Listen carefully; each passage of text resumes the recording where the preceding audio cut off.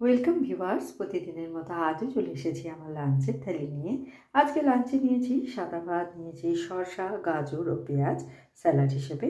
প্রথম পাতে খাওয়ার জন্য নিয়েছি উচ্ছে, কাঁচকলা ও বড়ি চচ্চড়ি, যেটা আমি জিরে ফোড়ন দিয়ে বড়ি ভেজে কাঁচকলা উচ্ছে দিয়ে একটু আদা বাটা, নুন হলুদ সামান্য মিষ্টি দিয়ে রান্না করেছি। তারপরে নিয়েছি বাঁধাকপির তরকারি, আলু ও টমেটো দিয়ে ফোড়নে দিয়েছি 5 ফোড়ন ও শুকনো লঙ্কা।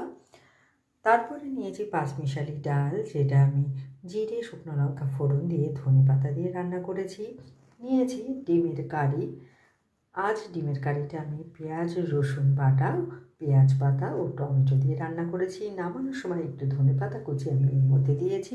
আর শেষ পাতে নিয়েছি টক দই। তো কেমন লাগলো আপনাদের আমার এই লাঞ্চের থালিটা? ভালো লাগলে লাইক, শেয়ার এবং সাবস্ক্রাইব করবেন আমার